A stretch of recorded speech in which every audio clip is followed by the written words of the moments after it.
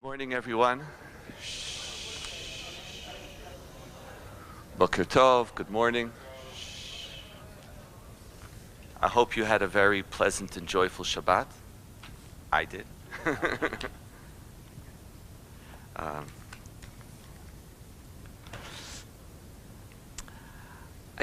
who here speaks Yiddish? Abyssal. Who here understands a little Yiddish? Okay. So that's more than me, but I know about 4 or 5 words. I know about 4 or 5 words, but the words that I know are really important. Some of them are really important because those are the words that my parents didn't want us to understand. Yiddish was their secret language. I think it's sort of the rule of survival when you have 5 children. You need a secret language.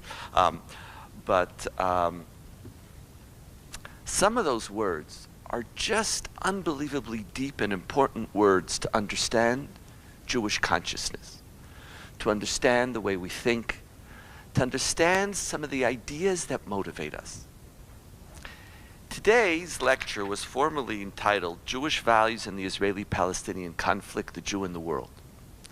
In reality, today is going to be about the politics of Shanda versus the politics of Pasnisht.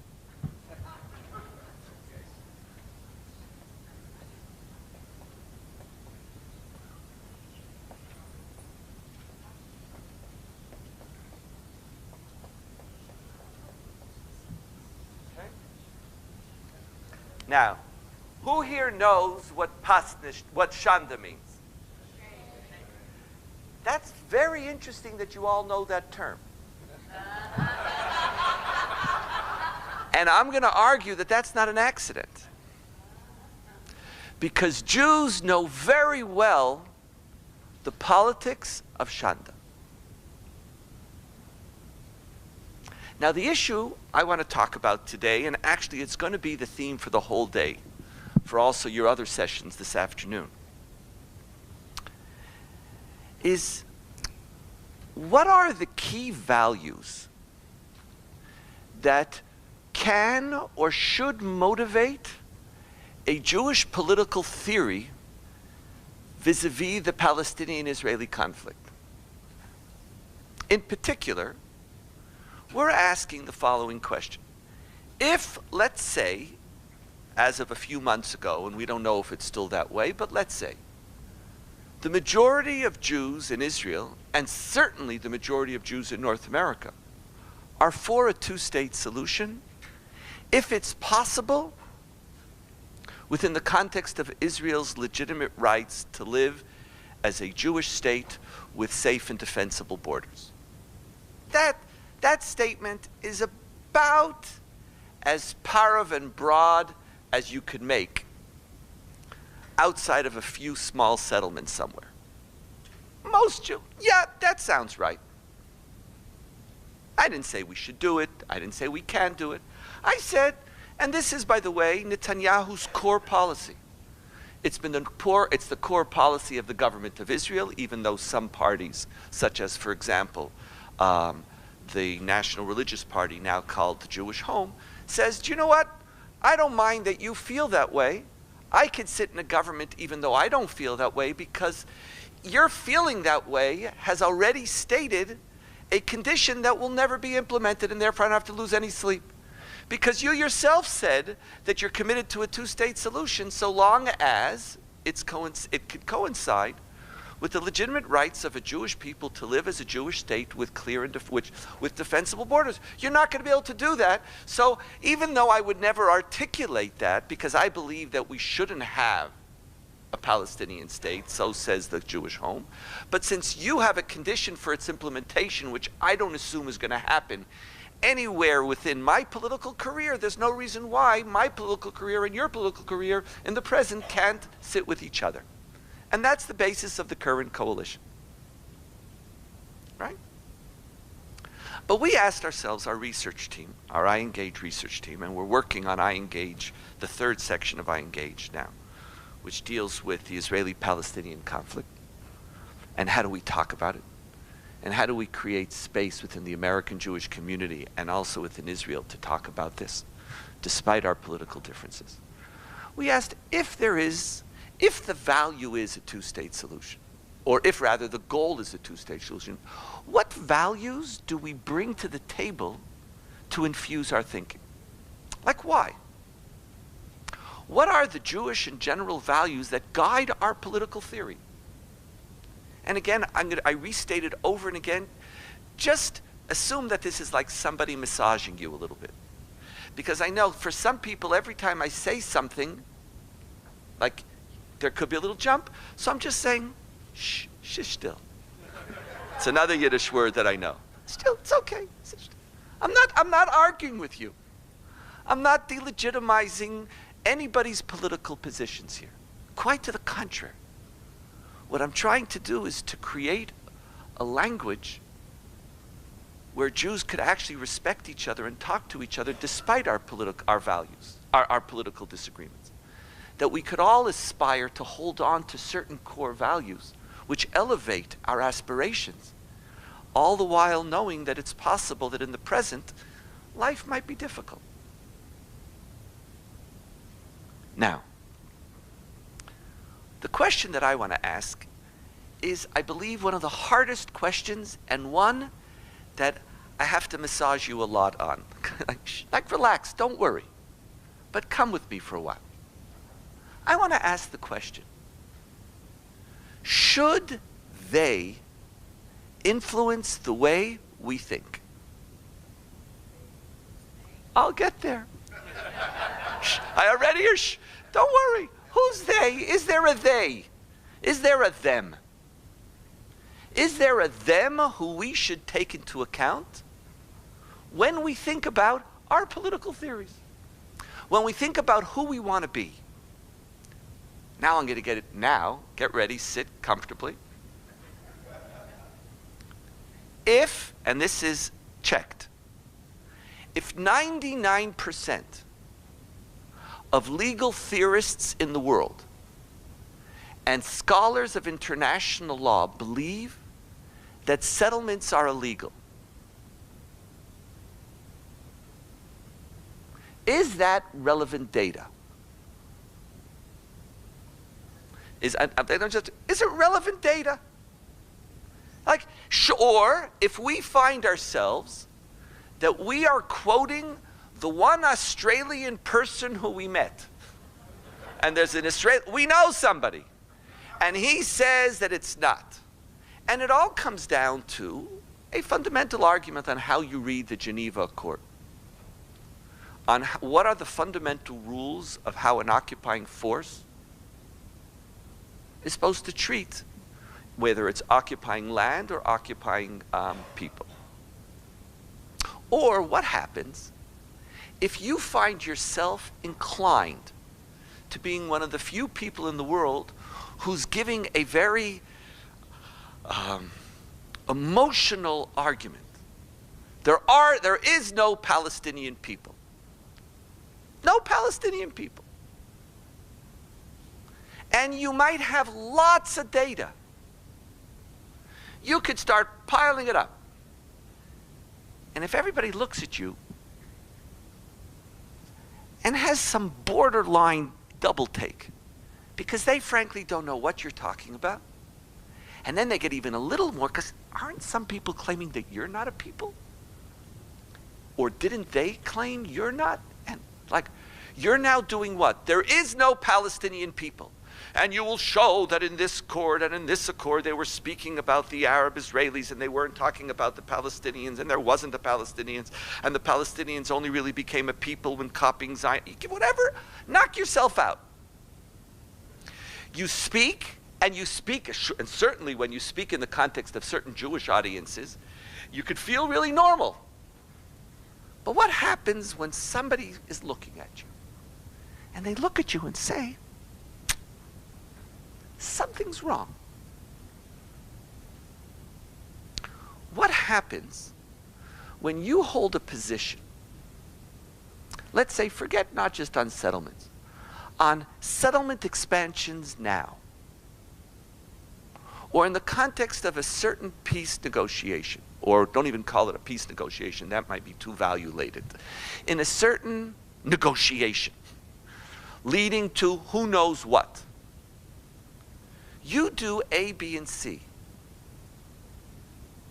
And when you speak to yourself, it's clear to you, of course I could do A, B, C, and D. But most people look at you and think that you're crazy. Think that you're wrong. Should that affect our thinking? My question is, how ought the world affect the way we Jews do politics? Now let's talk about why this is such a difficult question. See, when the world hates us, there's only one thing I'm worried about, and that is their power. What I'm not worried about is their opinion. And for 2,000 years, we weren't worried about their opinion because we didn't hold them in high moral regard. You are an immoral anti-Semitic creep. Nothing more and nothing less. If you actually don't like me, that's a pretty good symptom, that indication that I'm probably on course. Because the last people that I would want to go to for any moral assessment is you. Your opinion doesn't concern me. Your power concerns me. You could hurt me. And therefore, I'm worried about what you think, not because I hold it in high regard, but your thoughts might lead to your actions. And if those actions are detrimental to me, I ought to beware. Ladies and gentlemen, welcome to the politics of Shanda. That's what Shanda is. It's a Shanda for the Goyim. It's part of the term. It's a shame. It's a scandal. Shh. They shouldn't see. They shouldn't see. Because if they see, we die. Don't hang your dirty, don't let them see.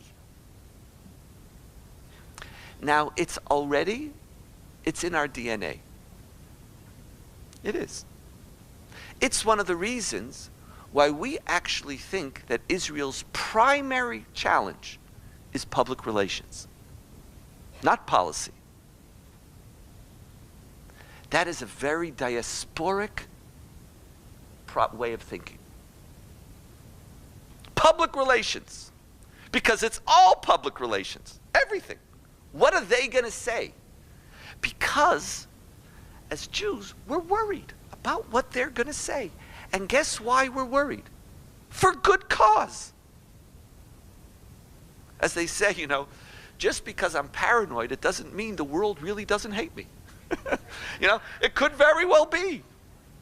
If there's anybody in the world who has a right to be paranoid, ladies and gentlemen, that's us. And it's not psychological distortion we didn't get it. We got it very, very clearly. Shanda says, worry about what they're going to say, worry about the way they perceive you, because they have the power. If Zionism stands for anything, it's for the removal of the politics of Shanda. The essence of what Israel stands for, the essence of the Zionist revolution, is that we want to be strong enough not to have to worry all the time about what they're going to think about us, because we are strong enough to defend ourselves. I don't have to walk around cowering all the time. What are the Goyim going to say? Do they like me? The normalcy that Israelis yearned for in its deepest sense was that I want to be just like everybody else. I'm going to be sometimes good, sometimes bad, but I'm not going to walk around feeling that I'm walking on eggs all the time and that somebody's going to be there. And you know what? You don't like me? Sue me. I have an army. And America's not always right. And England is not always right. And Canada doesn't always. Canada's actually always right. Truthfully, I can't remember when Canada was wrong. I got to tell you. But other than Canada, which country's always right? Nobody. Nobody. And I accept it. And part of what Zionism wants to tell Israelis, even to tell you, that's what it is. I don't have to pretend that I'm always right. I can make mistakes. And I'm not worried that everybody's going to pounce on me. I want a strong army. I want a strong economy. So I could stand tall. Tall. And be a nation like every other nation. I don't want to be motivated by the politics of Shanda anymore. Now, one of the things for which Israel, amongst some, doesn't get enough credit is how much the politics of Shanda has also left, to some degree, North American Jewish life, more in the United States than in Canada. We feel proud as Jews. Now, we still worry, and we still look at the newspaper. But for example, a beautiful institution such as AIPAC would be impossible if the politics of Shanda dominated our consciousness. And by the way, so too with an institution such as J Street. Neither institution, for different reasons, would be possible. AIPAC functions under the narrative that we Jews are what? What is the fundamental narrative of AIPAC? We Jews are? Nope. We are Americans. And I could stand up for Israel just like the NRA could stand up for their stupid guns, and nobody is going to come. And you know what? You don't like it? That's just fine. Guess where I am? I'm in America. And in America, that's what a citizen gets to do. And if I think that supporting Israel is what I want to do as an American, I'm allowed to do it regardless of what you think. And I'm not worried about anybody claiming dual loyalty. Guess what? Because I'm an American. I don't worry about what you think about me. Because by being an American, I get to do what Americans do. I still look over my shoulder a little bit, but that's what I get to do. When J Street says, I can stand up in the public sphere and speak about the Israel that I want and criticize the policy of an Israeli government when I believe that it is wrong, is not worried about what the Goyim are going to say. They're not. I don't have to worry. I could use my political power. I could talk in the public sphere. I don't have to hide. So much of American Jewish life has followed the lead of Israel. And the new Jew that Zionism created did not just create a new Sabra, it also created a new Jew in North America who feels very good with their power and acts accordingly. Now, even when we do so, no Jew is ever going to be free from the politics of Shanta, and neither are you. Because it's still a dangerous world. And we still, within our DNA, have very strong memories. So we still worry about it a little bit. But it doesn't dominate our consciousness. And more than that, doesn't define much of the politics that we engage in. Much of the politics that we engage in. So if Israel and the current reality of Jewish life, the goal was to relieve us from that debilitating worry about what they're going to say, does that then mean that I don't have to worry about them? They have no role in determining what I ought to do. The only one who should determine what I ought to do is whom? Me. I should decide. I could live in isolation. All of you think you are misreading the Geneva Accord. The Geneva Accord on settlements and the relocation of populations was only for a reality such as Germany, where you're talking about the massive population exchange, not the individual purchase of lands and done by individuals. Nothing like that. Completely different reality. You can't compare the two. Since there was no Palestinian state, and Jordan has relinquished its authority, you are not claiming, you're not reappropriating land, and you make distinctions between land A and land B and land C, etc.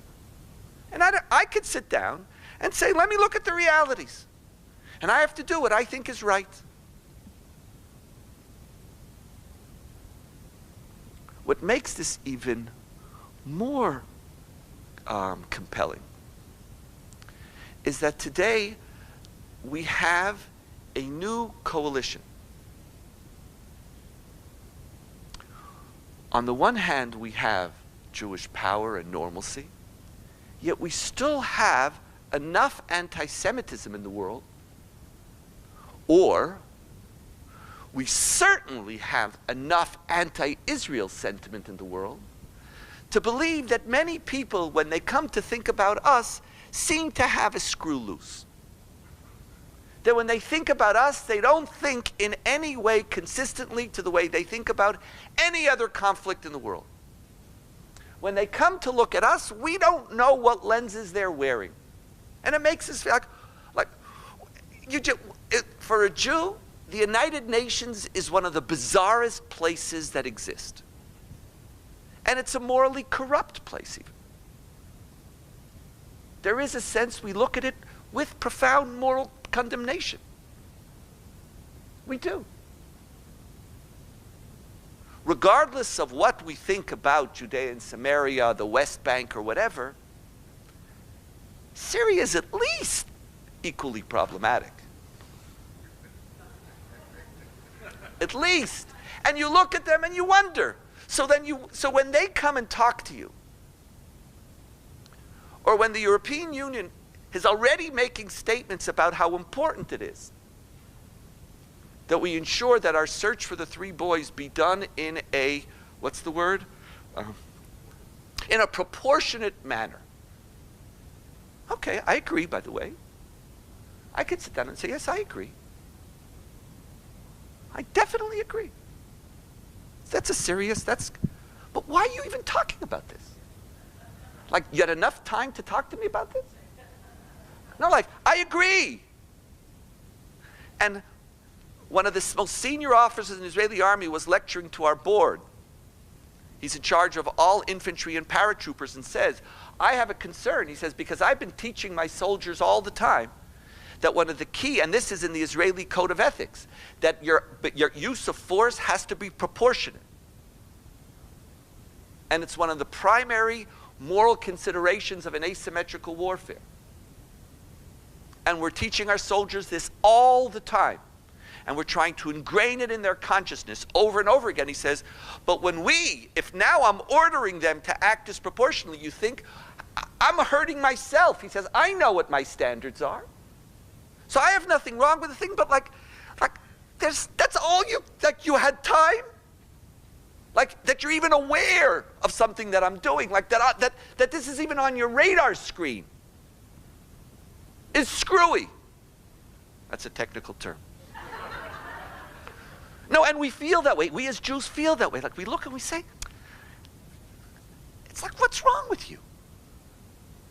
They're raping and murdering and massacring in the thousands in Iraq and Syria, and you're even worried about my proportionate response in searching for kidnapped teenagers? And I'm not killing people. Okay, there was an accident for which we apologize. And again, I'm not but That you even have time to, so like we look at it and part of us say like, a plague on you. A plague on you. Like, who are you? Like, I don't even want to talk to you. No, like deeply you feel it. It's like you feel like aesthetically repulsed. You feel that they're pasnished. They're acting pasnished. What's pasnished? You're acting inappropriately for a human being. Pasnished is just not proper. But not proper in an etiquette sense. It's not proper in a moral sense. So what happens when you sense this? Like over and again. Like again, what aggravates us? Arguments like the circle of violence. Circle of violence is a really problematic category. Because it doesn't look at who started what. Like it just sort of takes, okay, shit happened, you're responding, and you know, there's sorry for perpetuating a circle of violence, as if you give up all moral conversation about this or that, and it just sort of, there's a circle and you don't want to be a part of the circle of violence. So get out of the circle of violence, but I wouldn't try to be part of the circle of violence, I left Gaza. No, it doesn't matter, there's a circle of violence. And with these types of, this type of language aggravates us. It aggravates us very deeply, and as a result, we look at many places in the world. Zionism is racism. Israel's an apartheid state. There's certain language that is used against us that creates a sense that there's a world out there who we really don't feel morally a part of. There are a lot of people out there who we don't hold in high moral regard. Or we at least don't believe that they are fair when coming to look at our reality. Now, if somebody's not fair, and I'm now not worried about Shanda, it's like a perfect storm because I don't need to worry about you anymore. Or I'm going to work on myself not to listen to you.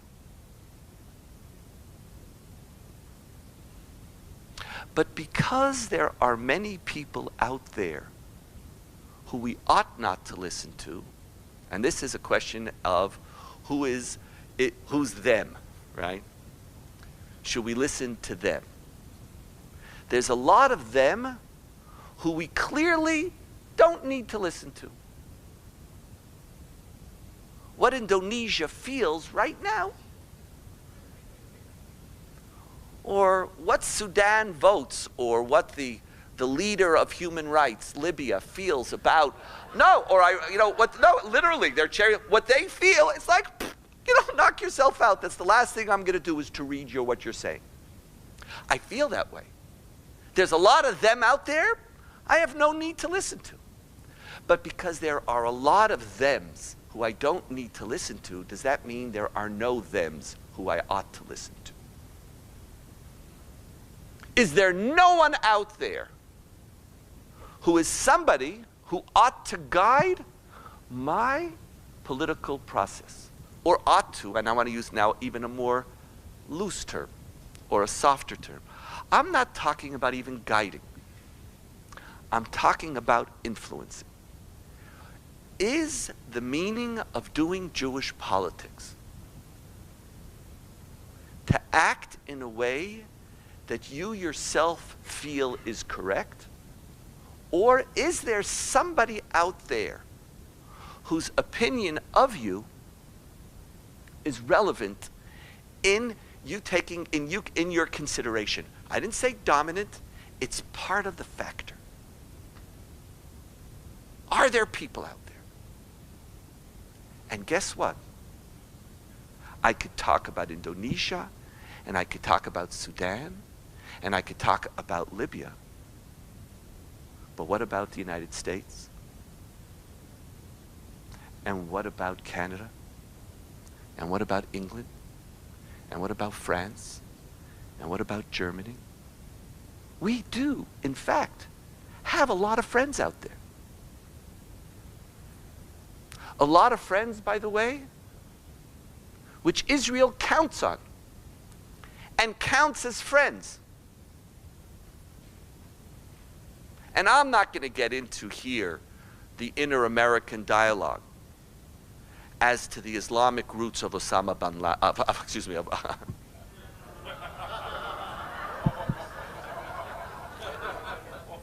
delete.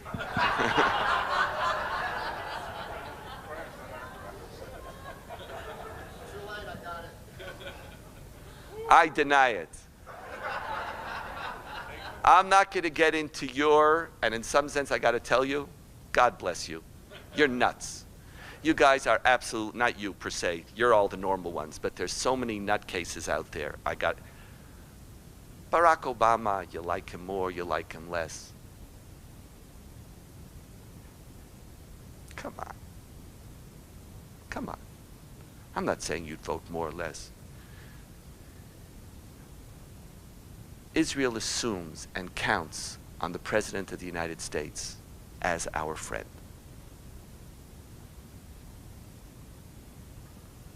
He's our friend. He's certainly somebody who has a moral voice. If he's an anti-Semite, then you need a new category, because you've wasted the category. You've wasted it. Find new ones, because there's certain categories that are very important, and they're really critical ones. And if you use them like this, you need new ones. So if the President of the United States is an anti-Semite, then okay, use that. Then I need a new category for anti-Semite. And again, I'm not getting into American politics. You know, that's not my purpose here. Just, and everybody knows that, you know, you're sort of, let's take a step back and not lose our proportions for a moment. We come, we speak, we talk.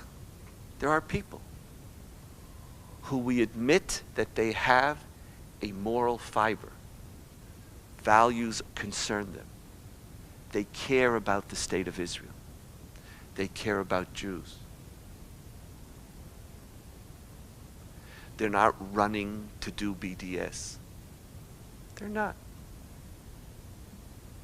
So now, are there people out there who, when we do politics, we should take into account? Now, when we take them into account, do we take it into account simply because of Shanda, where we say, listen, they have a lot of power, or is there something deeper? Is it possible that one of the primary goals of an outside voice and an outside set of eyes is to help you understand what's pasnish? That the outside voice is not something that you take into account because you're frightened of reprisal, but you are frightened that when there is no outside voice, you lose the politics of pasnisht. You forget. Because pasnisht has nothing to do with what they think about you. Pasnisht is only about what you think about yourself. Pasnisht is about, that's not what a human being should be. Now, do we need people, friends, who aren't here, who come and look and tell you? They don't even have to tell you. They just look at you and you already feel pasnisht. And when you're by yourself,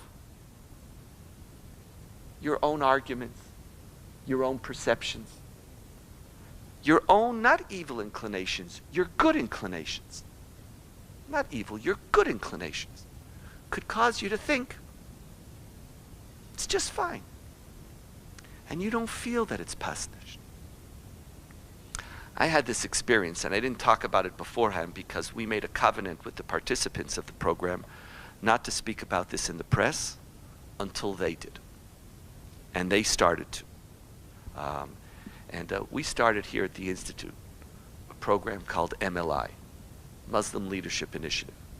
And the goal of this program over the next 5-6 years is to reach a group of approximately 200 to 300 young American Muslim religious and social activist leaders between the ages of 30 and 40. Chaplains or imams in universities, social activists, lawyers, bloggers, business people. And if we could reach 200 to 300 people, we could dramatically alter the Muslim community in North America and the relationship between the Jewish community and the Muslim community. You don't need, if you do change agents, you don't need millions. 200 to 300 spread around the country. The next generation, we're not going to the 60, 70-year-olds. 80% of Muslims in North America are not Arab. Not only are they not Palestinian, they're not Arab. 80% of the Muslims in America are not Arab. Besides being some African American, Indonesian, Pakistani, and Indian, Turks. People who have become firmly American. And again, our narrative is, we have nobody to talk to. It's a very, very interesting exercise to teach Israeli thought, to teach this curriculum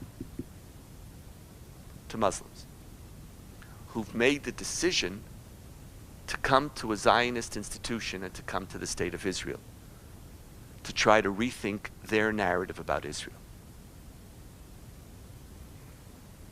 Now, what do I say to disparage any criticism that they have? They came. And when you sit and talk, and you take them on trips in Israel, and you know that one of the greatest tests that they had, this was their test. Their test was, a group said, we're not coming. Why? Because they said, well, they're not going to take you to the West Bank. And the person said to them, no, it's on the program. And they said, I know it's on the program, but you're going to see when the time comes, it's going to get canceled for security reasons. Not only did it not get canceled, but we set up a day on the West Bank which we didn't run. The Palestinian Authority ran it. And we said there's nothing that they're going to hear that they haven't heard 10 times worse on Al Jazeera. We took them to Hebron. Nothing. No limits. Seeing us, no public relations.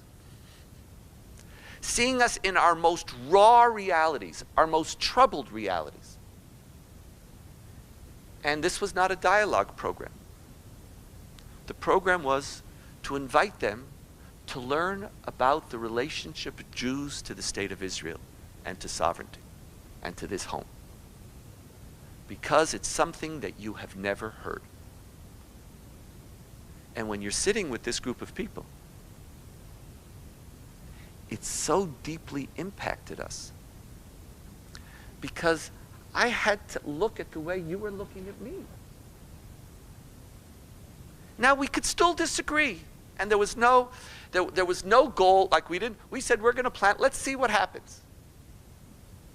And one of the participants, she ended up writing an article in Time magazine in which she spoke about what an American Muslim learned from an Israeli Zionist institution. And she, by the way, is being castigated.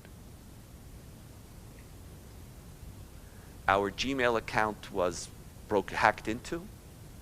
The inner conversation group, which the group had, was hacked into, exposed, put on social media. Each one of these people are getting life. It's just a very beyond ugly what's going on right now.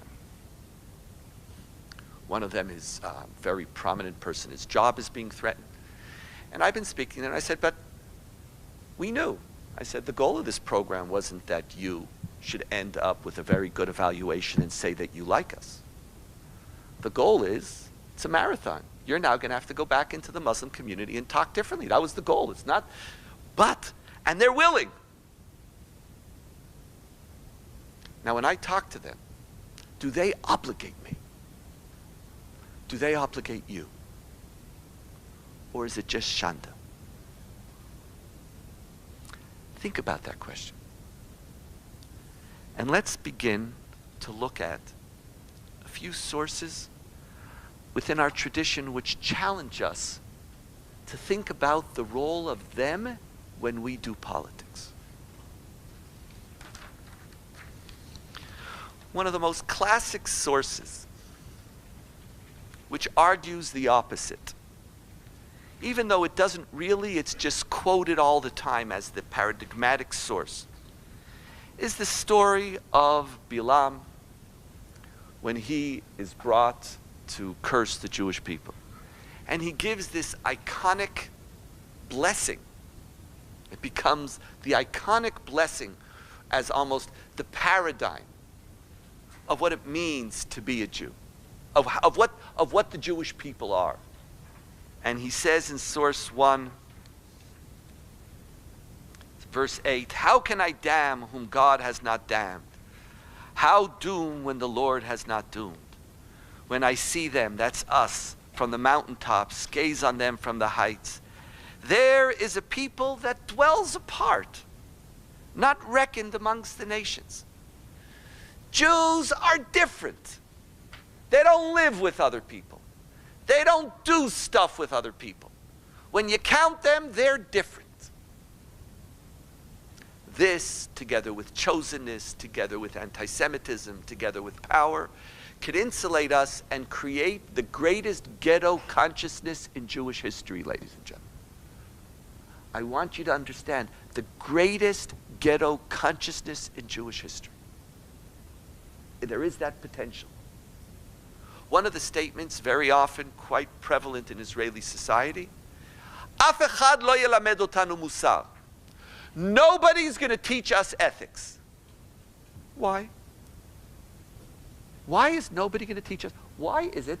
"Af echad lo yelamed otanu musar." Why is that a default position? Because we died in the Holocaust? Where did we get to a position where by definition we believe that we are morally superior to everybody? Now, I'm not judging on any particular point. It could be that our position on X is distinct from Y, might be correct. But a by definition perspective that we have nothing moral to learn from anyone, by what right? Is there some genetic, I know we speak about that there's some priestly gene still floating around somewhere. I know we get all excited about it. Oh, there's really some genetic Jewishness. You know, if it makes you happy, gesund to hate. But do we have a moral gene? Oh, and is there now a new argument between patrilineal and matrilineal descent? Does that moral gene also come down in patrilineal descent? Oh, in conversion, oops, how does they genetically? Girl, come on. We have some genetic morals. Because it's no one, and this is a statement. Af echad lo yelamed otanu musar. Why? Because we're am levadan yishkon. We live alone. You're not going to teach me. You're all anti-Semites. You're all moral Neanderthals, creeps, who I have nothing to learn from. But now look at a fascinating switch that our tradition presents. Deuteronomy chapter 4, the chapter which is introducing the Ten Commandments. And we'll start with verse 5. God says, "See, I have imparted to you laws and rules." This is Moses saying, "See, Moses, I, Moses, have imparted to you laws and rules as the Lord my God has commanded me for you to abide by in the land that you're about to enter and occupy." And then Moses says a remarkable sentence. "Observe them faithfully, for that will be proof of your wisdom and discernment to other peoples, who on hearing of all these laws will say, surely this great nation is a wise and discerning people." For what great nation is there that has a God so close at hand as is the Lord your God, is whenever we call upon him? Or what great nation has laws and rules as perfect as all this teaching that I set before you this day? There are two things that are indicative of your specialness. One is your history, and at the time, God was still delivering historically for the Jewish people. God always delivers historically for the Jewish people, in the past and in the future. It's in the present, as you all know, that we sometimes are a little challenged. But we'll leave that aside for now, for when we go back and study the role of God in history. But in the past, in the stories we tell, God loves us always best. Best. So God says, look, everybody's going to look at you, how I cradled you in the desert. No nation says, it's like, it's like thirsty, water. Hungry, food. Which nation got that stuff? We did. Something special. But they say, not only your history, your Torah. Which nation has such a special Torah? Which nation, from its Torah, you could say, look how wise and discerning these people are. Now, this is a remarkable verse. Because I want you to remember, in what context is this verse speaking about? Leaving aside when it was written, we know the context about which it is speaking. We are living in the midst of an idolatrous world who, at the best, are morally corrupt, theologically barbaric. Why would I care what they think about us? Why is that even a relevant condition? If I'm Am Levadad Yishkon, if I'm a nation that lives apart, what do I care? I am a nation that lives apart and I assume they're irrelevant to me. Our Torah says no. Our Torah says that the nations are going to look upon your Torah. And from what you do, from the Torah that you have received, they are going to see something very, very special. And with this section, and a few others, there is a very ambivalent conversation. Are the nations of the world irrelevant to be defeated at the end of days? Or do we realize that we actually want to exist, not coexist with them? We want to exist in a world in which their judgment of us is relevant. Maimonides, over 2,000 years later, takes this verse and creates on the basis of it a fundamentally important principle, connected for him to the core rationality of Judaism. For Maimonides, and this is an important point to remember, for him, the divinity of Torah is directly connected to its rationality. The sign of it being divine is the fact that it's rational. If something is irrational, mysterious, incomprehensible, for the mystic, that's where you find the divine. For Maimonides, that's the antithesis of the divine. For some, you find the divine precisely when you're willing to take a leap of faith. And you leap by way of your faith, using your faith as a springboard over your rationality. For Maimonides, the minute you take that leap, at that moment you're leaving God. Because you don't find God in the irrational. You don't find God in the incomprehensible. It's precisely in the rational that you find God.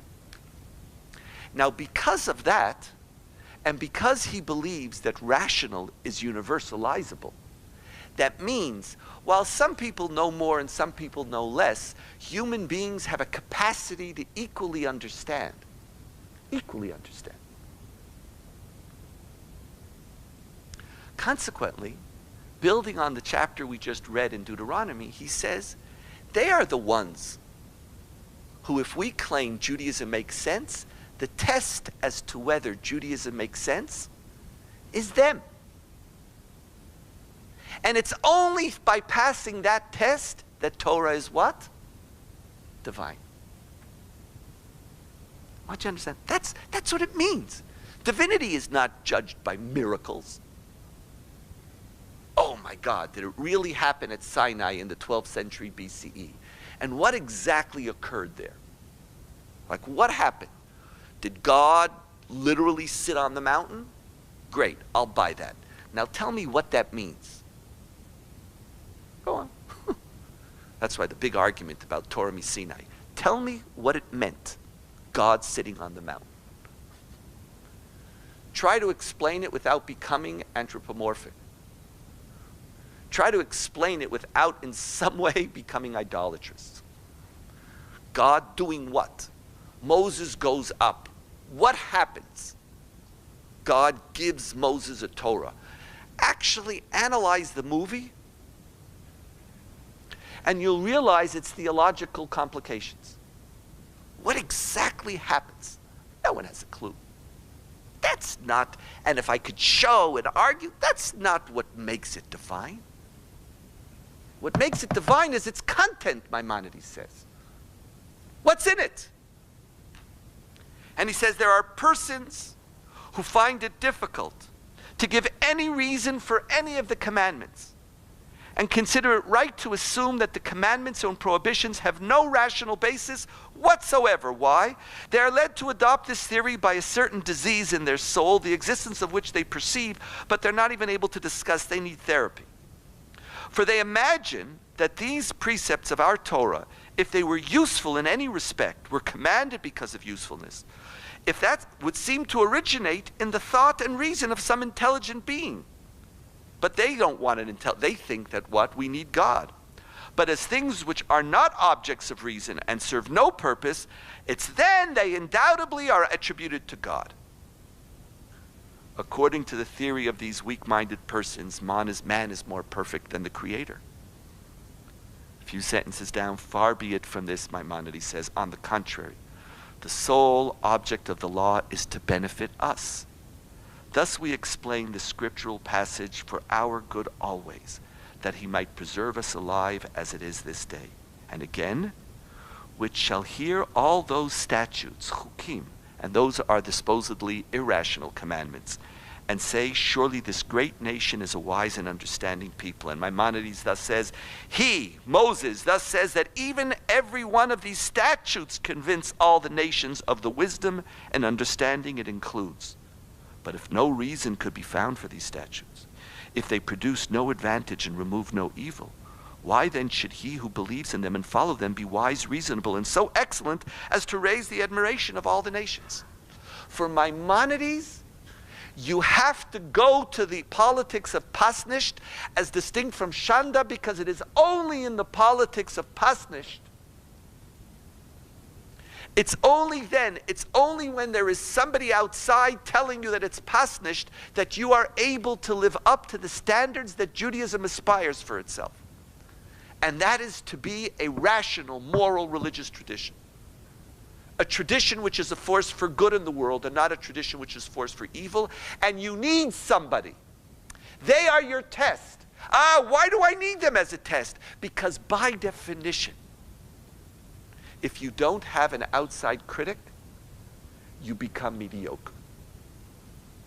If you don't have an outside person talking to, if you don't have someone who doesn't know your jokes by numbers, and who doesn't assume that you're right from the beginning, you get challenged. And by the way, this is another issue, and I'm not talking about it today. It's one of the reasons why the current reality in North America could either be the greatest moment for the disillusionment of Judaism, the dissolvement, or it could be the catalyst for one of the greatest renaissances in Jewish history. Because now we're going to have Judaism compete with people who don't necessarily assume that that's who they should be and that that's the right religion. When someone on the outside is let in, when you have the courage to say, you judge me, for Maimonides, that is the greatest act of faith. Faith in Torah, faith in yourself, because you need it. You need it. I am deeply concerned about the potential for Israel and the Jewish people as a result of our power with just enough anti-Semitism and anti-Israel sentiment out there to create a community which speaks to itself and which judges itself. And when I hear Jews talking about whether there is a Palestinian people or not, or debating the legitimacy of settlements, it's at that moment that I feel something is going wrong. And just again, it's very, very possible if somebody says to me the following argument: if we stop building settlements now, the only way Palestinians will ever agree to some ceasefire is if they feel constant pressure. You know what? Okay, that might be a different political universe than mine. And as I said, my goal here is not to talk politics. I can understand the argument. I can understand it. Don't unilaterally do anything because unilateralism in the Middle East is considered weakness and the only way to negotiate a settlement is through strength. Okay, I could talk. What I think my political, you know, the act of voting in Israel is a very strange act. How do you vote when you know that despite everything that you know, you're probably wrong? Welcome to Israeli politics. They're so complicated that even when you have an opinion, you don't really feel comfortable because the other side is also really compelling. It's not simple. Really isn't simple. They really are compelling and you see it. There's so many other arguments to the other side. But there's one thing when you say, no, the Australian international thinker and this person, and you know that 99%, and okay, take out of those 99%, half who are anti-Semitic, even though you can't say it, even though maybe it's not true. The predominant, that the reading of Geneva Accord means that this is something we shouldn't do. I want to live in a people that obligates me. That's something, and I'm not saying that it's the only factor. I might have other values, and today you're going to hear in your breakout sessions and afterwards from the different values. And at the end, whenever you make a decision, you judge your values. But when we are alone in an intellectual and moral conversation, Maimonides says, beware. Beware. In all probability, the divinity of Torah is being bridged and broken. Breached and broken. Let somebody else into your Beit Midrash. You need non-Jews in your Beit Midrash not to do interfaith dialogue so that they could be tolerant and pluralistic. You need the non-Jew in your Beit Midrash to be your moral critic. It's a tough one. And because not everybody should be allowed in our Beit Midrash, we have a responsibility to at least find somebody who's allowed into our Beit Midrash. And if the only one of them who you allow into the Beit Midrash is the one who always kisses your feet, you haven't used the tool that Judaism is challenging you to open your soul to. And it's a difficult one.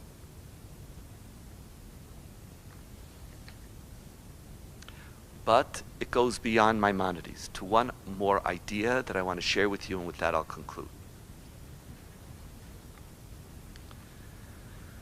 For those of you who've been studying here for a few years, you now know that this page in Tractate Yoma is one of my most favorite pages. And I try not to let too long pass without going back to it and learning it and rereading it. It's that special a text. The Talmud before this section says that the profanation of God's name is the only sin for which there is no atonement in this life. Every other sin that you do in Judaism, either Yom Kippur, tshuva, or suffering, bring atonement for your sins, with the exception of one sin and one sin only, which you only are atoned for after your death. Death is the only atonement. It's the only condition for atonement. And that is the profanation of God's name. And therefore the rabbis ask, so how do you profane God's name? What causes you to profane God's name? Rav said, if I, a rabbi, take meat from the butcher and do not pay him at once,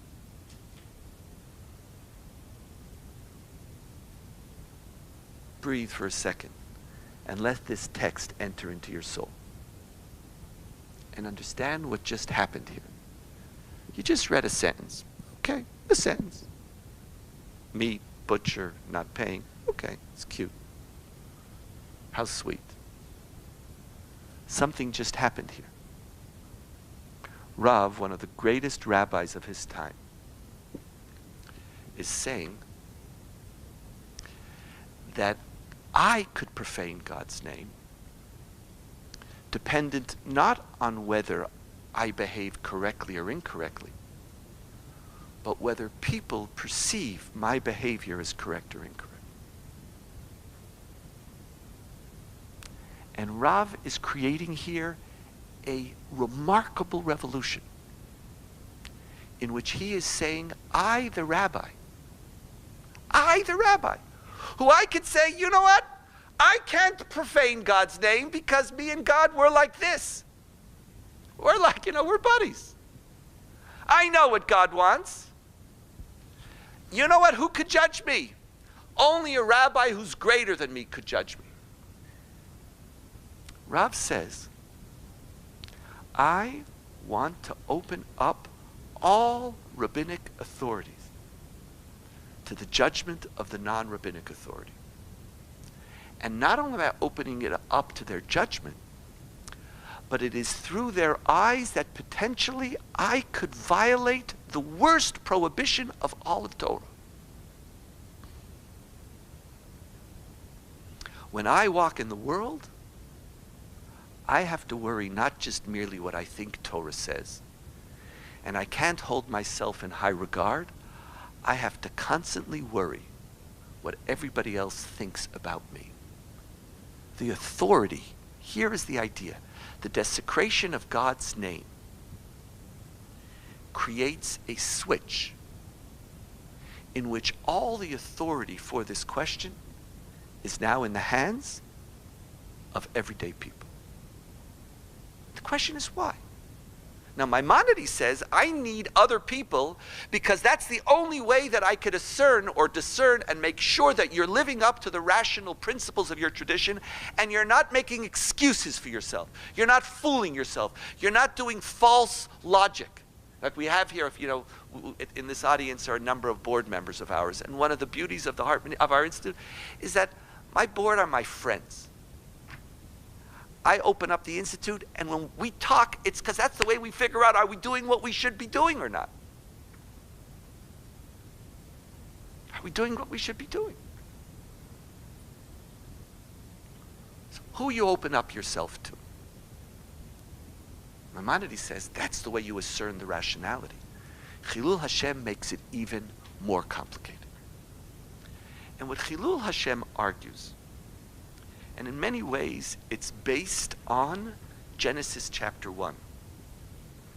We don't have to read it. It's in there for you to read on your own afterwards. But I want you to understand the phenomenal revolution of Genesis chapter 1.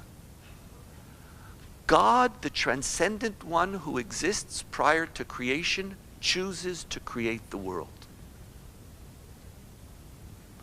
God chooses to be here and to live within this world, and to be the God of this world. Could you desecrate God? No human being could desecrate God. But you can desecrate God's name. Do you know why? Because God yearns to be here. The God who creates the world is a God who invests God's self in this world. It's not Rav who says, I'm exposing myself to the authority of others. It's God who makes that decision. God says, in Maimonides, it is the God, what compels us to listen to them is my search for the rational and to ensure that I don't make a mistake and I don't create something mediocre. under the principle of Chilul Hashem, it's not the search for the rational. It's the search and the obligation to live in a world in which God's name counts for something. God's name means something. And do you know who wants God's name to mean something? God. And that is when Heschel says God in search of man, Heschel is absolutely right. That is what is embedded in the idea of creation. God choosing, I don't want to live alone. What's wrong? If I was God, I wouldn't create a world. I would be the last thing. Especially, I don't want to go, I know it upsets you a little bit. I don't want to go too much back again into read this week's Parsha. Like, what do I need the headache for? I'll play around with the angels. What do I need? You. But God wants us. Why? That's a mystery for which our tradition doesn't give an answer. Why God wants us. But that is a given. That's not an opinion, ladies and gentlemen. It's not, oh, I like that idea. That's a given of our tradition that God wants to be not the God of the heaven. God doesn't want to live in Jerusalem of high. God wants to live here. That theological principle of a God who chooses to leave God's transcendence and live in the midst of the world is a God who says, I'm exposed. I want you. And as a result, what you think is important. Because if I want you to love me, that is the greatest statement of affirmation of you. Because I want your love. And that's why when you act in a world, or in the world in a way that somebody else looks and watches, somebody else is watching, and somebody says, it's pasnished, you've just desecrated God's name. And you have violated the most severe prohibition in all of Jewish law.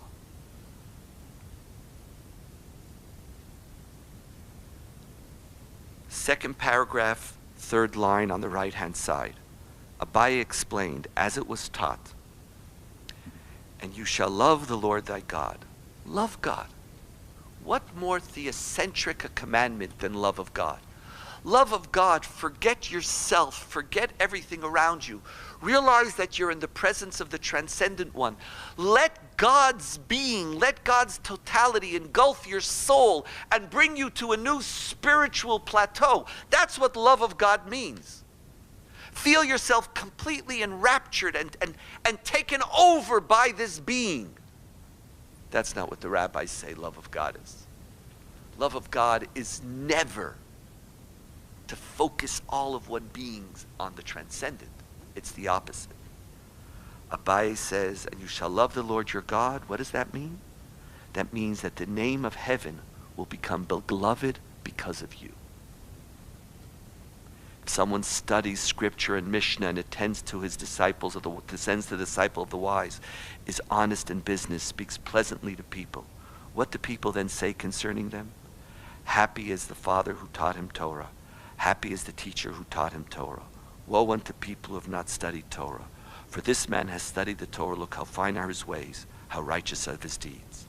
Of him does Scripture say, and thus said unto me, Thou art my servant Israel, in whom I will be glorified. But if someone studies Scripture and Mishnah, attends on the disciple of the wise, is dishonest in business and discourteous in his relationship with people, what do people say about him? Woe unto him who studied the Torah. Woe unto his father who taught him Torah. Woe unto his teacher who taught him Torah. This man studied the Torah. Look how corrupt are his deeds, how ugly his ways. Of him Scripture says, in that men said of them, these are the people of the Lord, and are gone forth out of the land. Now this text, does it just apply to individuals? Or is the meaning of Zionism our recognition that this text also applies to a people and to a community? Forget about Tikkun Olam. Forget about it. We're not there yet. We went too far.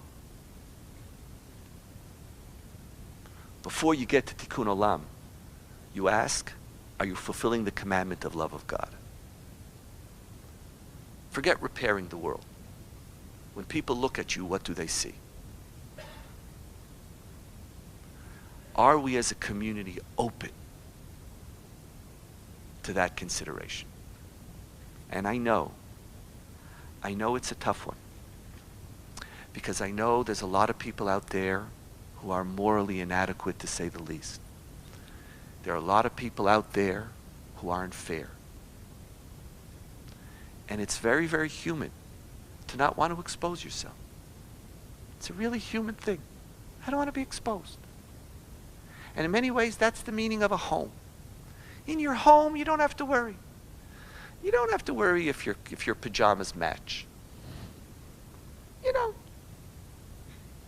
in your home, the beauty of a home is where you could relax and feel comfortable. And for so long, we were living in somebody else's house. We were just living in their house, and now we came home. And just leave me alone. Leave me alone. I understand it psychologically, and I am there just as much as everybody else is. Every one of us is there when we see the moral duplicitness. We see it all the time. There are so many reasons why we should not take them into account. But our tradition says that to be a Jew is to push higher. That to be a Jew is not to give in to that feeling. And because there's a lot of people out there who you don't need to listen to, well, I guarantee you there are some people who you do, and your duty is to find them. Find them. Talk with them. And when we talk now about the Israeli-Palestinian conflict, it's not just about public relations. It's not just about defending ourselves against arguments that people are throwing at us or at our kids on campuses. It's very, very important that we as a people, regardless of whether we believe the Palestinians want peace or don't, or whether we believe peace is possible, that when we sit down and do politics, we talk in this strange move. We talk to ourselves within the prism of a dialogue of a significant other who looks at us.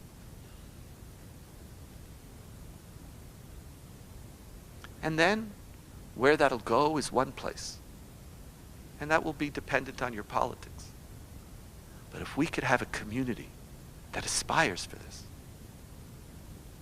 that takes the politics of Shanda and understands it, and sets it aside, and transforms the politics of Shanda into a politics of Pasnisht, then we will be at the place where we ought to be. We know that when being in a place where you ought to be doesn't necessarily guarantee you reward and happiness. We know that the righteous very often suffer, but we'll be where we need to be. And I would suggest to you that our being where we need to be is Dayenu. Thank you.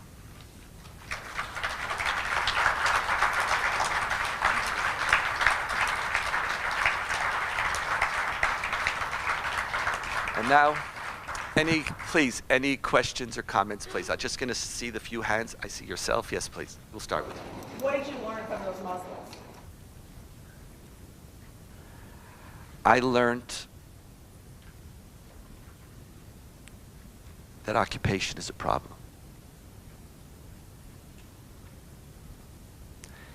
And that whether I believe we're occupying a land or not, if it's our land or not, it's a problem. I learned that simply saying, I want peace, but there's nothing that I could do, which is what most of us Israelis say, is not enough. And part of my lecture today is a direct result of that. Or it's part of what I'm putting into I Engage 3 is a direct result of that.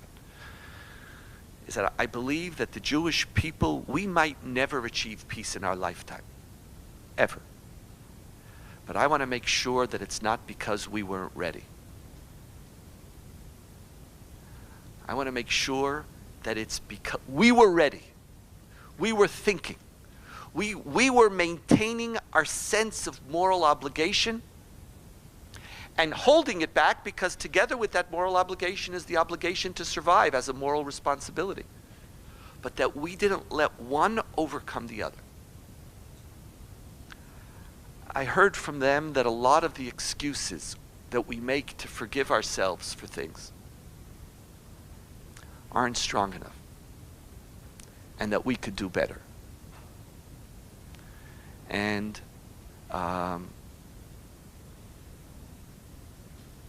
they made me feel more Jewish. They made me connect. I became more Jewish and less Israeli. In the sense that I'm connecting deeper to who I want to be. And that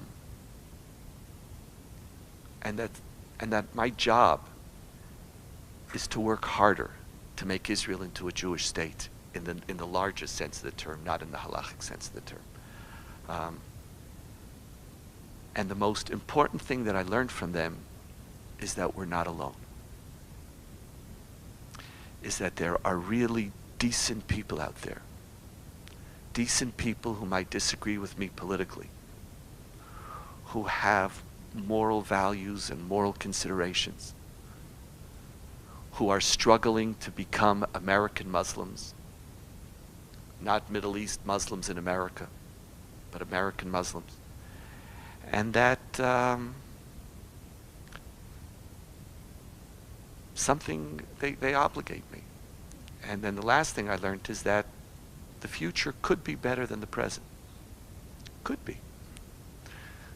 If we work on it. Yes, Jerry. Let me just see some hands. I have an idea.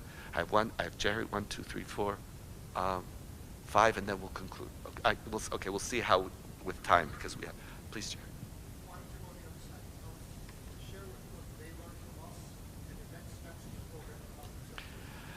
Some of that you'll hear during lunch today. But what they learned from us, the most important thing that they learned is that the Jewish people's connection to Israel is not a Holocaust phenomenon.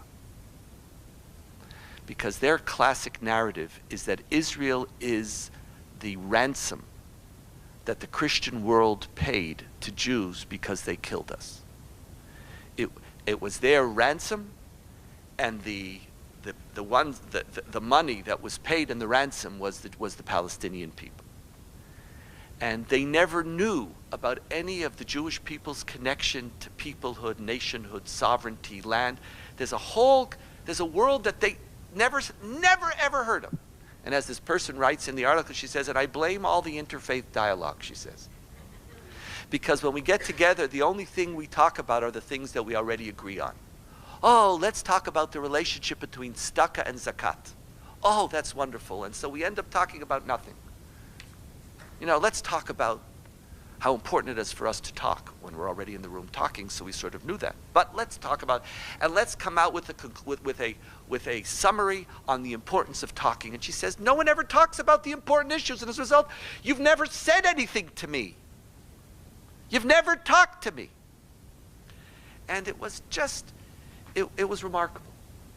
Where it's going to go, I don't know. We'll know in 10 years' time. What? We have hopefully 20 more cohorts. We're starting 2 new cohorts next year. We're doubling the program. But the test of this, again, that's part of being a Jew. My job is to work. My job is that the Jewish people should worry about peace, should recognize our potential to be too utopian about peace, to recognize that some Jews, now I'm connecting it to the opening, just the hints, that some Jews might have imperial peace, and we have to recognize that they speak the same speak, but that they're not talking the same values, and we have to understand it. We have to understand that deep in our souls, there's a potential for Europe, for imperial peace. There's a potential. And that we have to work really hard. And so just like us and just like them, our job is to try to be who we have to be. And God willing, over time, these ideas will take root and will ultimately implement themselves in policies where possible. I have great hope with that, but it's like we're in the game. What the score will be, that you have to be realistic over time. We'll see. I think it was your hand. Yes, please, sir. If we are to keep ourselves more morally accountable and focus on our own tradition for morality and how we deal with others, and if others are becoming the test of our own morality and the way we need to behave, are we also obligated and or inclined, or should we keep others in their own or towards our own morals so they maintain their own morality? I lost you at the last sentence. So is it only the work to do among ourselves, or Jews by Jews, Or do we do it with others? Absolutely do it for. In other words, we have a role to be their morally significant others. And I think one of the things that happened in the Holocaust is that Catholicism looked at us and they got embarrassed. They looked at us and said, supersessionist ideology, this is where it leads to. And Jews started to speak to them. And they recognized, and that led to Vatican Council II in '66, where they said, we just have to give up supersessionist ideology. Christianity, living in its own little vacuum, would have had if it wasn't for modernity and it wasn't for Jews, and part of what modernity does, it creates this outsider. And the same thing, by the way, with the relationship with the relationship of all these priests and the stuff and the pedophile stuff that's going. The world looks at you, and then for years you could, it wasn't his fault, and I remember in my yeshiva there was this pedophile. It was an exception. It wasn't this. He really didn't mean it. It's not the same. You didn't understand. The hug didn't really mean a hug, and it was just. You could do all this stuff because it couldn't be that he's doing that. Couldn't be. It could. And it could when someone else looks at you and says, so we have that role too. But I have to, I start with the first one. I want to get but you know what? Let me correct myself, because sometimes I tend to be either or-y sometimes in my personality, because I get focused on something and we have to do it. No, it doesn't have to be. Yes, we have that role too. And we have the role to get up in the United Nations and to put a mirror at them. And we have to not stop that either, even though it's lonely. And so it's to create that moral universe is to create the possibility of recognizing that there's somebody else who you have to be open to their judging you on both sides. So yes, thank you. Yes, please, and then yourself. Yes. In this transformation of the political process from Shamgar to Pasuk, how do we deal with values such as the chosen people or Israel as a light unto the nation? They're very, very different statements. Chosen people and light unto the nations. Light unto the nations is the light part of chosenness. There's a dark side of chosenness, which is pasnished. With that, right? We all know what it is. Oh, you want me more? No, there's another part of chosenness which assumes your own superiority, which assumes that you could care more about yourself, that assumes that God loves you best. All that stuff of chosenness is the problematic side. When you take chosenness to believe that you have a mission to the world, which means that chosenness doesn't embody you with superiority but gives you a responsibility, etc., then chosenness could become a force for good. So chosenness itself could be pasnished, and it has that potential. Our job is there too, to find those dimensions of. Some people believe let's get rid of chosenness. I think they're making a mistake. I think chosenness has within it a great potential, but not to create superiority, but to create responsibility. But that itself is a struggle. Yes, sir. And then I ordered that I saw the hands. Yes, please. I grew up in a small town of 50 plus Jewish families that people were, and Shanda for the Goyim was an operative phrase. We had no Jewish adulterers or thieves, even though we did. The other operative phrase was the kinahora, which I think I first heard at my bris. How does that phrase fit in with, and of course the Goy Shekaf, which is why... So, kinahora is like, the idea of kinahora, it's a whole other one. It's the Jewish attempt to find or to help establish some order in a chaotic universe. That actually, it's actually funny that we actually believe in an evil eye. You know, it's like, I'm not superstitious at all. I have no superstition in my soul. I love God and believe in God, but I don't believe in a God who shapes history. I believe human beings shape history. But I don't argue with an ayin hara. I don't have petitional prayer. I don't ask God for things. But you don't talk about this. You know, it's like I have a completely rational universe, almost. So that's the ayin hara. Is like, you know, Jews. It's like so funny. Like a Jewish people who just come out of the Holocaust worried about an ayin hara. You know, it's like there's something funny about it. Maybe it's like as if there's like if I don't say, it's like okay, I'm safe. Yeah, it's like and then we knock wood because Christ was crucified on the wood. So there's the whole story about the ayin hara is quite interesting. But it was also you know. It's the beauty of it is that we are a rational, powerful people working in the world, using all its forces, but we play it safe. That's the Canaan. Yes, please, sir. I'd like to know how you interpret, going back to Deuteronomy, 3rd line. You saw with your own eyes what the Lord did in the Val-Peor. The Lord your God wiped out from among you every person who followed Val-Peor, while you who held fast to the Lord your God. Oh, how do I understand that? Yes. Great. That is, it's a verse that repeats itself over and over again in the Ten Commandments, in the Bible, similar to, I am the Lord your God who took you out of the land of Egypt, you shall have no other gods besides me.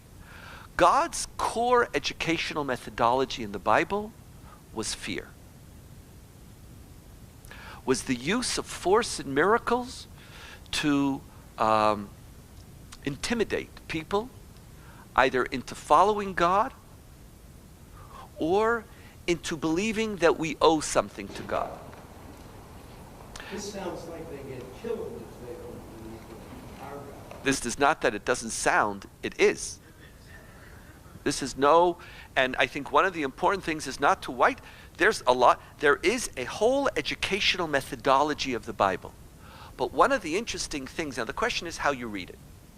One way of reading the methodology of the Bible is, okay, what they're telling you is that religious language is about fear and punishment, and that's what religion is. That's one reading of it. A colleague of mine, a number of years ago, taught me a different reading. And it is the absolute failure of this methodology. Because God huffs and puffs and doesn't blow the Jewish people down. Doesn't get anywhere. From all of God's huffing, nobody gets too impressed. It's a fascinating, in other words, if you look at this whole book of this whole Numbers, the whole Bible, it's just like, it's like, you think, because some people read it, say, that's what it is. Religion is about fear. The Bible is about the failure of fear to motivate faith. It's like you could switch it. Who's right doesn't matter. I like the second one, so I'm going with it. It's not about being right. No, it's like it's good for, I'm not making, it's like, so this verse is absolutely, you want to live? Follow me. And you know, it's like, this is not subtle. This is all over the place in the Bible. But that doesn't work. And Jewish history teaches us that the Jewish people started to become committed to Judaism precisely when God stops huffing. I don't know if, you know, didn't soften it. You know what softened it? The present. Reality. God's not huffing. Rome is huffing. God's not present. And we had to start, instead of thinking about, oh, do I owe God? We had to start thinking about, what is this tradition? Who do I want to be?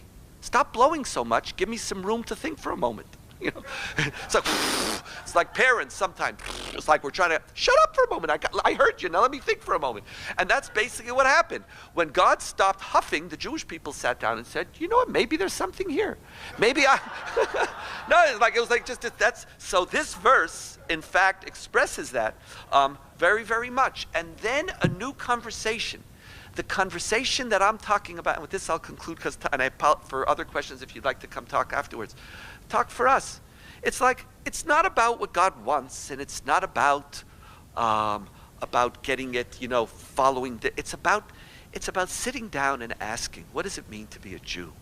And what it means to be a Jew is to believe that this Torah has to live up to the highest standard of decency, morality, and rationality. That's what it means to be a Jew. And as our lives continue, and as life continues, and as challenges face you, what do you have to do in order to fulfill that? Nothing more and nothing less. And the question that I'm posing to you today is it valuable for you to have somebody out there, not to curtail you, but to help you fulfill who you want to be? And I believe that our tradition tells you that you need such a people. And as you think about the Israeli-Palestinian conflict, find those people. Find them. Talk to them. Not because you want them to like you, but because you want to like yourself. Thank you very, very much. Term. It's a shame. It's a scandal. Shh. They shouldn't see. They shouldn't see. Because if they see, we die. Don't hang your dirty, don't let them see. Now, it's in our DNA. It is.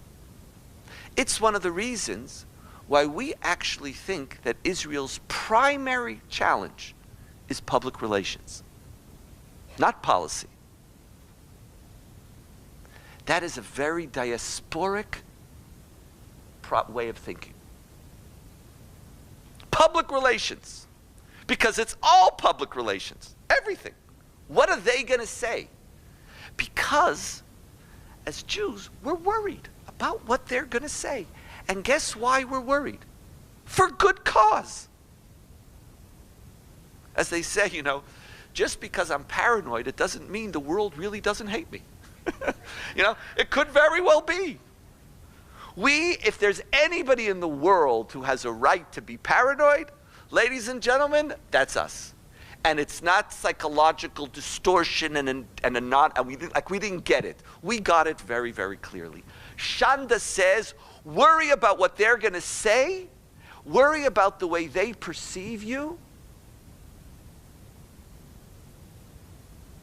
because they have the power. If Zionism stands for anything, it's for the removal of the politics of Shanda.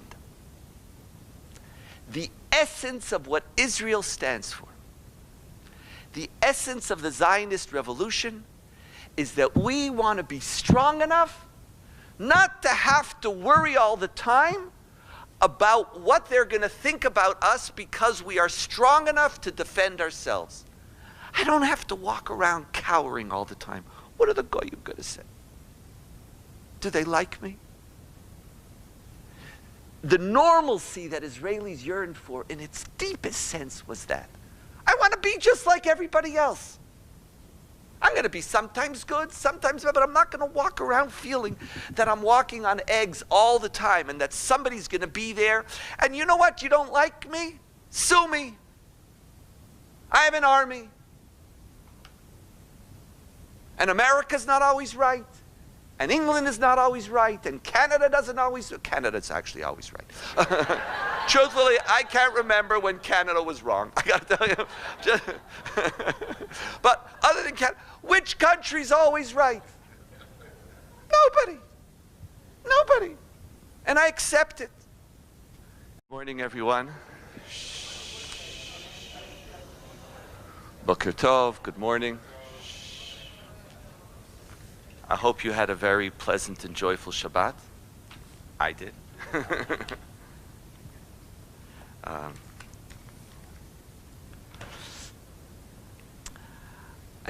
Who here speaks Yiddish? Abyssal. Who here understands a little Yiddish? Okay. So that's more than me, but I know about 4 or 5 words. I know about 4 or 5 words, but the words that I know are really important.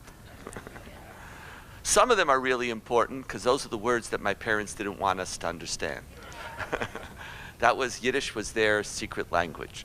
I think it's sort of the rule of survival when you have 5 children. You need a secret language. But some of those words are just unbelievably deep and important words to understand Jewish consciousness, to understand the way we think, to understand some of the ideas that motivate us. Today's lecture was formerly entitled Jewish Values in the Israeli-Palestinian Conflict, the Jew in the World. In reality, today is going to be about the politics of Shanda versus the politics of Pasnisht.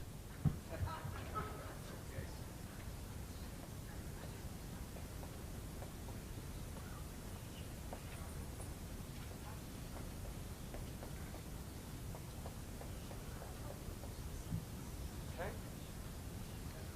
Now, who here knows what Pasnisht, what Shanda means? That's very interesting that you all know that term. And I'm going to argue that that's not an accident.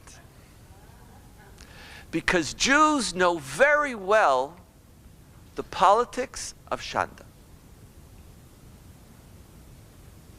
Now the issue I want to talk about today, and actually it's going to be the theme for the whole day, for also your other sessions this afternoon, is what are the key values that can or should motivate a Jewish political theory vis-a-vis the Palestinian-Israeli conflict? In particular, we're asking the following question. If, let's say, as of a few months ago, and we don't know if it's still that way, but let's say, the majority of Jews in Israel, and certainly the majority of Jews in North America, are for a 2-state solution, if it's possible, within the context of Israel's legitimate rights to live as a, and certainly when you speak in the context of certain Jewish audiences, you could feel really normal.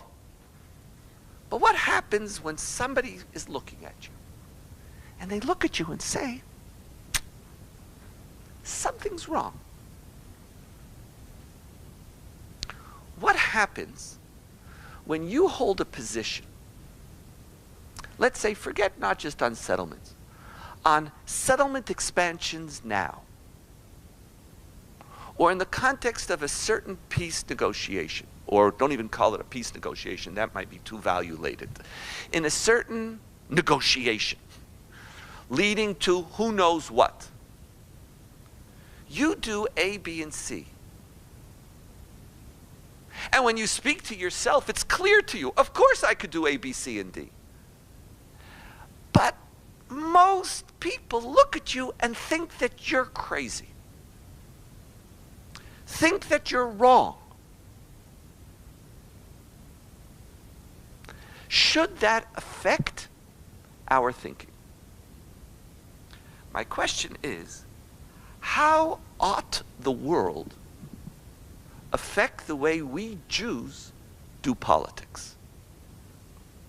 Now let's talk about why this is such a difficult question.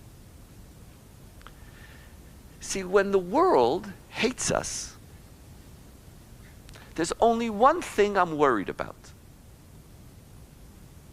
and that is their power. What I'm not worried about is their opinion. And for 2,000 years, We weren't worried about their opinion because we didn't hold them in high moral regard. You are an immoral anti-Semitic creep. Nothing more and nothing less. If you actually don't like me, that's a pretty good symptom, indication that I'm probably on course. Because the last people that I would want to go to for any moral assessment is you. Your opinion doesn't concern me. Your power concerns me. You could hurt me. And therefore, I'm worried about what you think, not because I hold it in high regard, but your thoughts might lead to your actions. And if those actions are detrimental to me, I ought to beware. Ladies and gentlemen, welcome to the politics of Shanda. That's what Shanda is. It's a Shanda for the Goyim. It's part of the... Now, the question that I want to ask is, I believe, one of the hardest questions, and one that I have to massage you a lot on. Like, relax, don't worry, but come with me for a while. I want to ask the question, should they influence the way we think? I'll get there. I already, don't worry. Who's they? Is there a they? Is there a them? Is there a them who we should take into account when we think about our political theories? When we think about who we want to be? Now I'm going to get it now. Get ready, sit comfortably. If, and this is checked, if 99% of legal theorists in the world and scholars of international law believe that settlements are illegal, is that relevant data?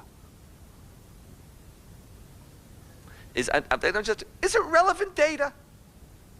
Like, or if we find ourselves that we are quoting the one Australian person who we met, and there's an Australian, we know somebody, and he says that it's not.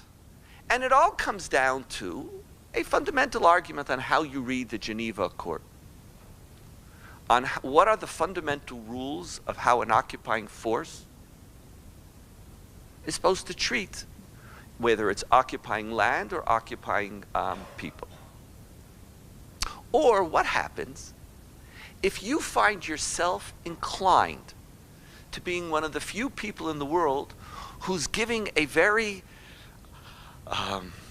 emotional argument.